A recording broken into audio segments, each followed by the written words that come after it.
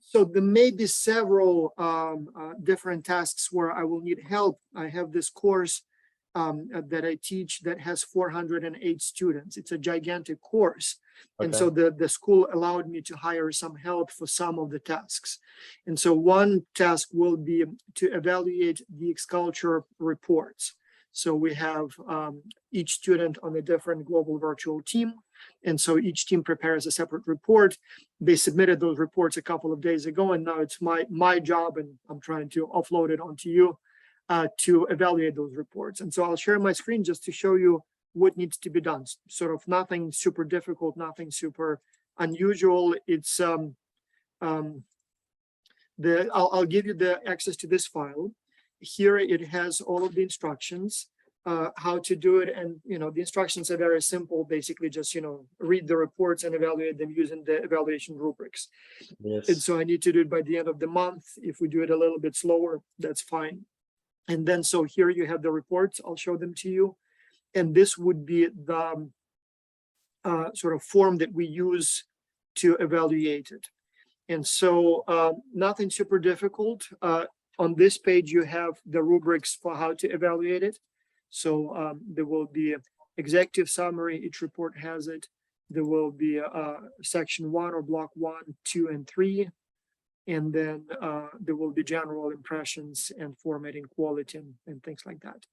Okay. And so we'll do a couple of them, maybe, or one together as an example, but basically you would open a report. Let's take, for example, one here. You would review it, read it. I think it will not be necessary to read every single word, but get a pretty good idea, the outline, you probably don't need to read that. Executive summary, you definitely want to read very carefully the whole thing. It gives you a good overview of what's in the report. Once you get into the analysis, so some of these things, most of that probably needs to be read and read carefully, but there may be in some reports, some sections that perhaps, you kind of see what it is and you don't need to get into all of the statistics. So it might be okay to maybe glance over some sections, but generally, yes, kind of read the report, and as you read it, you evaluate it. And so there is only one more thing. So here is, and that is for me as an instructor, where is the, yes, reports to evaluate by instructor. So here we have, so there are a total of 2,000 students in this track. And so I had about 400 of them. So if I go to my name, so, and this would be just the only thing is, let me just sort the file quickly. So what I'll do is view, freeze, and I will sort it by professor, and then not by the student's name, but by the team name. I think that would be better, team number.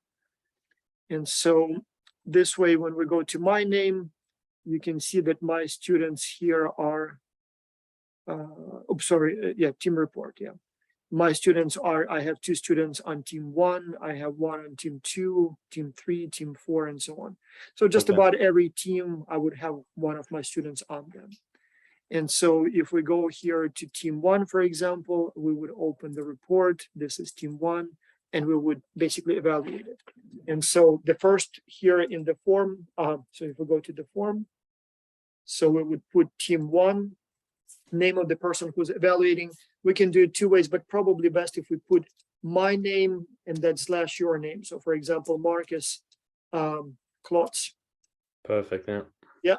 And so, and then we just go step by step. So for the company, it has a drop-down menu, but let's take a look what report that is. So this is Truffle Hill Company. So we just take from the list, Truffle Hill, right here. Then number of pages in the report, 33. Then executive summary, and you would evaluate the executive summary here. So that's like half a page. So, and if you're not sure how to evaluate it, it says here, executive summary. So 7, if it's short, but gives a very good idea about the key ideas presented in the business report proposal. And then 4, or 1, 4, or 5, 6, whatever the number is. So, and here you would just go one by one. So let's say, for example, this one, 5 for the executive summary. So then for Competition analysis, let's see if they have that. Some reports may not have the same list, but most of them will have industry and competition analysis. And so if we go here, it would be the report. So competition analysis, and that's technically part one. Maybe I should even do it like this. Well, I guess it doesn't really matter. But in this case, it does have competition analysis, right? Does it have SWOT analysis here? Yes, it does have SWOT analysis. Does it have Pastel analysis? No, it's not asking for that, so we can skip. Oh, yeah, actually it does. So some of them do use it. So, okay, very good. If it doesn't, if the section is not in the report, we just skip it.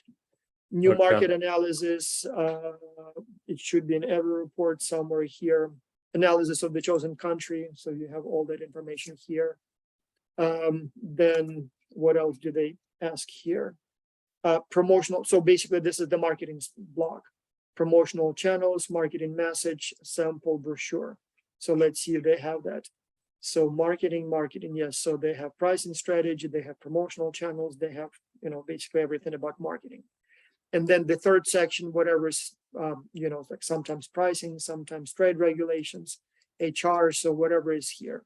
And it's not always following the same order, depending on how the report was structured. So sometimes you jump from one to another, but let's say, for example, the competition analysis is very good. SWOT, for example, maybe is quite good. I don't know, 7. This maybe was not evaluated altogether, so you skip it. I think it was actually evaluated. So let's say it's 6. Then maybe new market analysis was whatever it was, let's say 5, for example. If sometimes you make a mistake and answer, for example, 10, it technically, it should say that it shouldn't be more than 7. So promotional channels. And then, for example, certification, I don't think they will ask for certification, so you keep that empty. So it would be, let's say, for example, 5 and maybe 6 here. So obviously, as you read the report, you would put the actual numbers. And then 5, for example, and then something's empty. Then finally, clarity, formatting, and creativity of ideas. That's your general impression. So was it overall clear as you read it? This one seems like, I don't know, once you read it, but it seems to be pretty well formatted. It's clean, it's nice. So for formatting, I would probably give it a 7. It looks fine. For clarity, I don't know, it's hard to tell without reading, but let's say you decided that it deserves a 7.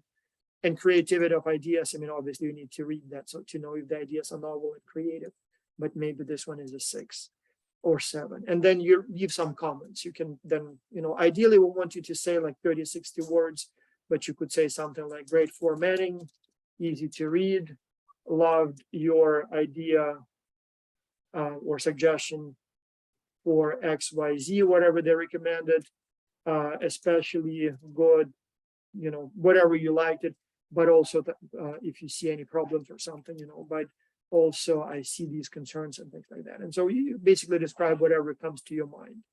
Yeah. And yeah, once you're done, you go to the next one. So we have then report number 2, I believe in my case, and then 3, and so on and so on.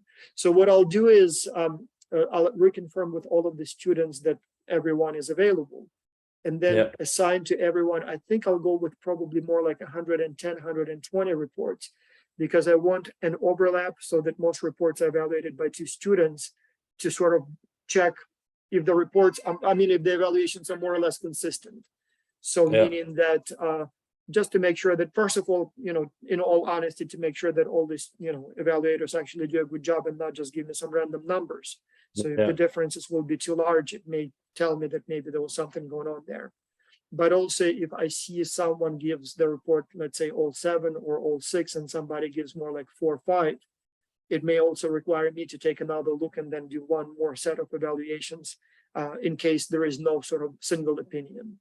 And vice versa, if it looks like everyone's evaluated the report the same, probably it's a consistent, nice, reliable ranking. So there is no point for me to make any changes there. And that's basically it. So I don't know how long it will take you. So I know that when I do it, sort of on a regular basis, I can probably, first it takes me up to half an hour per report, but then I can probably shrink that time to about 20 minutes per report, maybe even 15. Like sometimes when you see the report is very bad, like you start reading this chapter and you see right away, you don't understand anything. It's not clear. It's completely messed up. So you can then just give them a low grade and no need to read the rest if it's not readable. Yeah. Or vice versa, you read it and you love every idea, so maybe then skip some parts because you see it, they're definitely on track. It's a definitely good report. And plus, again, because it's the same set of questions, even though they have several different companies to choose from, but usually it's the same kind of question. And you pretty quickly, you start sort of knowing what's where, you start reading and you see right away if it's good or bad. So over time, you probably can shrink that time to maybe 20 minutes, maybe even a little faster per report. So it shouldn't take too much time. Most of them have 15 to 20 pages, but then references, pictures. So it shouldn't take that much time. So table of contents. So it should probably be pretty fast. And so, and then also the first 10, you will be very slow and, kind of looking around and not sure what to give. But once you've seen enough of them, you will know right away the relative worth, so to speak. Yeah, sure. And that's basically it. That's essentially the idea. And so I'll send you the list of the reports, give you access to the folder, and then just evaluate, your batch. And we want to do it faster rather than later, but quality matters more than speed. So meaning that, obviously don't take too much time, but if it takes a little longer to find the right thing, or if you cannot focus for more than a few hours a day and you want to work a little bit now, a little bit later, that's fine. So better do fewer hours, more concentration, better quality than try to get it all done in one day, because it's impossible. At some point it will become very sort of not boring, but overwhelming. Okay. And you said you want to have it done by the end of the month, right? Ideally, so that's the deadline I gave to other professors. So ideally, we want to be done in about 2 weeks. But if it needs a little bit extra, let me put it this way, there will be professors who will be late every time they're up. And so if I'm one of those, it's fine too. So if we need a little bit more time, that should be fine. But given that all of you will get about, let's say, 120 reports plus or minus. So if let's say we take 3 weeks, that's about 40 per week. At 40 per week, let's say 5 days a week. So if you do like 8 to 10 a day, that should be doable, or maybe a little bit more on some days when you have more time. Importantly, if you see that it moves slower than you want it, or if other things come up and you see you cannot meet that, the timing, that's fine. Let me know. As I said, we can either hire more people or see about an extension, or maybe some of you will have more time and we'll just take it from those who are not keeping up. So in this case, as I said, no shame, and it's not like you need to put in more hours. You have your classes, you'll have your exams, whatever else. So that is most important. But then for this one, quality is important. So if for some reason, as I said, you're not feeling, like you can focus today, or you don't have much time, or you have another homework, or you're just moving slowly, that's fine. So that's, quality is important, because whatever grade you give to the students and whatever feedback you provide, I will then be in a position to defend it if the students come back and say, hey, professor, why did I get 5 for this one, not 6? Or what does this comment mean? So it needs to be, obviously I'll say that it was my graduate assistant or teaching assistant who did it, but I still need to be, it needs to be reasonably well done so that I can defend those numbers. Not to mention that every report is also evaluated by 5 or 6 professors. And then we will not only compare some of your scores, but then they will be then visibly comparable to other professors' scores. And so again, if let's say we are too generous and give everyone a 7, and other professors say, no, that's more like 4 or 5, then they will, be not happy with us. And vice versa, if it's a good report and we were too strict. So it may cost me a lot of time later on to argue with professors what the grade should actually be. So therefore, we want to pay proper attention and, do it carefully.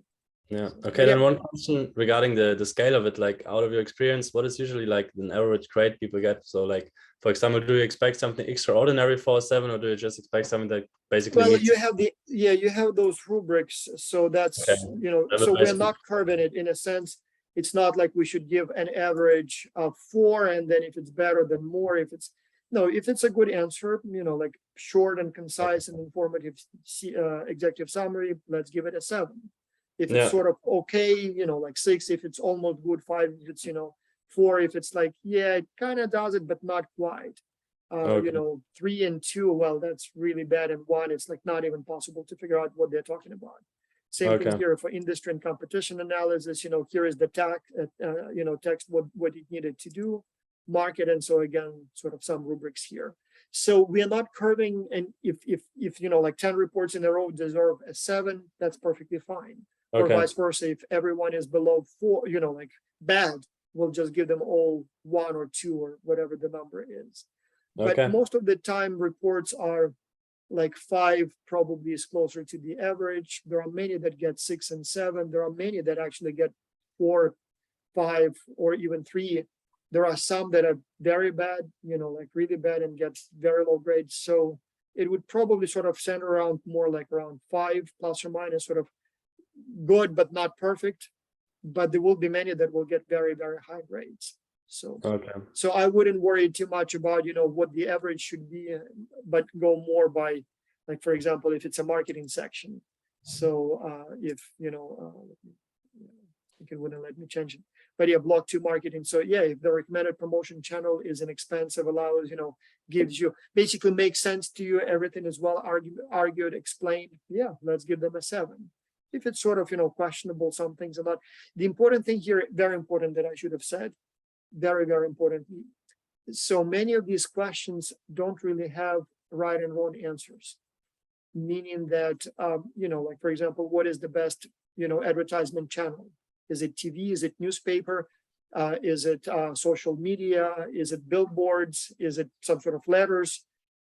Sometimes it may be sort of obvious, like, for example, if it's a small company and the report recommends that you advertise on national TV, that's obviously a bad idea because that's too expensive. The company will never be able to afford it. But in most of the cases, there is really no wrong answer. And so it's more about whether or not they explain it well, whether or not it sounds convincing to you. So whether or not, when you read it, you think, oh yeah, actually that makes sense. I think it would work. Or at the very least, I'm not sure if it will work, but at least they explain and I believe them, or I see the rationale, then it's good. So that's essentially, so it's not so much about, it's not 2 + 2 = 4. It's more, okay, here is the answer. Is it well explained? Is it clearly explained? Is it supported by some arguments, maybe even references to other sources? So that's the sort of the main argument. So if all of the explanations are in the place, if it's a detailed, nice, well-argued answer, give them a 7. And vice versa. Let's say they say advertise on social media, for example, if it's marketing. You may believe that it's the best way to advertise, but if there is no explanation, no supporting arguments, I would give them, well, maybe not 1, but at least, 2 or 3 at most. Because even though the idea may not be bad, but if they didn't provide any explanation, just like 1 line, and some of them, by the way, will do that. Some of them will literally just say advertise on Facebook. That's not a useful advice. I mean, explain how it works, explain what you do, why you do it, why Facebook, why not TV. So if it's not well explained, not well articulated, even if the answer is sort of, you believe that it's a correct choice, I would still give them a low grade. And vice versa, even if the choice in your, like, let's say they say, sell the product, for example, they say Germany. You may believe that it's a good, good market, but if they never explain why Germany would be the best market, why Germany, why not the United Kingdom, why not France, why not the United States? So in this case, I would give them a low grade. And vice versa, they say, let's sell this product in Germany. And you, for example, being from Germany, you know that people will not buy that product in Germany. But, they seem to have done the research and they show some data. And they, like, for example, this company that we looked at, truffle and wine. So even though you may not think that there is a market for truffle and wine in Germany, but, they show some consumer taste survey, they maybe show some websites that did some analysis of the market, and they say that, no, Germans would actually like truffles and maybe wine. Well, if their explanation is good, if they provide a good, some supporting arguments, maybe some statistics, I guess I would give them a good grade for that. Unless it's an obvious wrong answer, like, I don't know, like if the company was, I don't know, maybe selling some kind of food that wouldn't be even appropriate in that country, maybe like some pork, and they suggest that to sell it in Saudi Arabia. I mean, obviously that would be a bad idea. But otherwise, yeah, if it's a good explanation, why not? Sure. So, but basically, yeah, once you read about, 5 to 10 of them, you will get a sense of what a good answer looks like. And so in most of the cases, you'll know, okay, that's definitely a 7. It's well argued, and this one, it's not even close. So it may even be a good idea to go through a few first ones without grading them, just to get a sense of what those reports look like, and then go back and then assign the numbers. Okay, sounds good. Okay, Yeah, then. but that's basically it. And so, and maybe one thing I will request that maybe after you've done the first, I don't know, 10, maybe 12, 15, maybe let's have a quick meeting so that we can then take a look at your evaluations and I wouldn't call it quality control, but just basically go through the number and see if we agree on some of the things. And if Yeah. on some of the points I will definitely no, that was too generous or maybe Yeah. too strict, then you'll have that adjustment and so hopefully you will be then, okay, well, yeah, maybe I was too generous or too strict. Okay. There will be also a person, Ellison, so she's been participating in Xculture for, for a long time. And so she's been managing a team of Xculture coaches who do report evaluations. And so she's been sort of managing them, but also organizing these sort of coaching sessions for how to do the evaluations. So I'll check with her about her availability. So maybe I'll team you up with her, and then she may provide some guidance and some sort of, checks of quality and some, if you have any questions, she might be able to answer it. So, but yes, the only other thing is that, so I was told that we can agree either on an hourly pay or on a fixed pay. And so I think the hourly pay, I need to check with them again. I think it was $15 an hour. And so I'll need to check with them one more time, but maybe we can do hourly for the first, whatever first reports. And then once we know how much it takes per report, we can then set a total number for the whole thing. So you don't have to keep every minute of your work and we'll just know. So 100 reports at, let's say, $7 a report. So that's a total of 700 or something like that.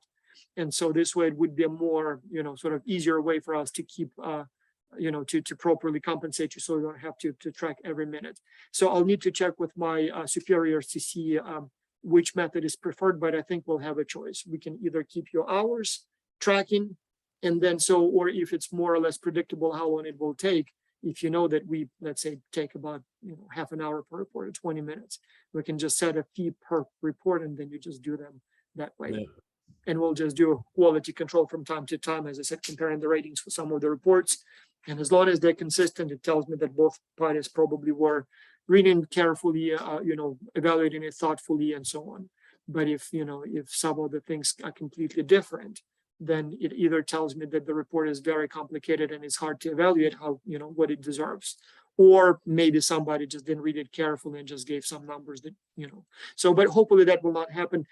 In the past, we normally would have a pretty consistent evaluation, so there was no reason to believe that somebody is too lenient, too strict, or not reading it carefully and just give some random numbers for the reports.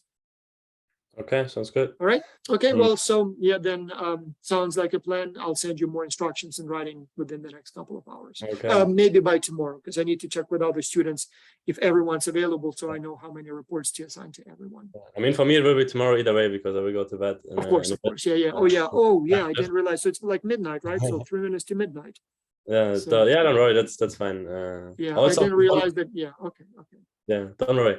But one last thing. So you will also let me know once you figured out whether it's possible for me to. Yes, yeah, and with you, yes, I'll check tomorrow also just to make sure that we can pay you. Yeah. I know that it's very easy if you are still a student at UNCG. I know it's possible, but a little bit more paperwork if you are not a student anymore, but you're still in the United States. In your case, it's a little bit more complicated because you're not even in the United States. Yes. There should be a way, but I'll check and make sure before we start, so you don't do any work. Like, I don't know whether it helps, but one thing I could also offer, I have a lot of friends at UNCG. Like, if it better works out over their UNCG account and they just transfer me the money, that would also work. I don't know. I'll need to check. Yeah, that's good to know. Good to know. Let me check, because again, the accountants may have their ways of sort of managing these things. I hope there will be a way to do it. So it should work. I also did an internship in the US, and there was also some struggle in the beginning, but in the end they were just able to. Of course, yeah. And now with COVID, I guess everything gets a little bit easier with online. Yeah. But again, so don't forget that we are a state university, and every time it's state and state money, so all kinds of strange rules are implemented. So I need to check just to be sure. So don't start quite yet, just to be sure, because we wouldn't want you to do the work and not be able to pay you. No, that's fine. I'm quite busy with exams right now anyways. I have 2 tomorrow actually, and then one beginning next week, and after that I will definitely be able to. So that's good. Okay. All right. Well, I'll be in touch then, Marcus, with you very shortly. Okay. Thank you very much, Russ. Thanks for your time, and I hear from you. Yeah. Okay. Bye-bye.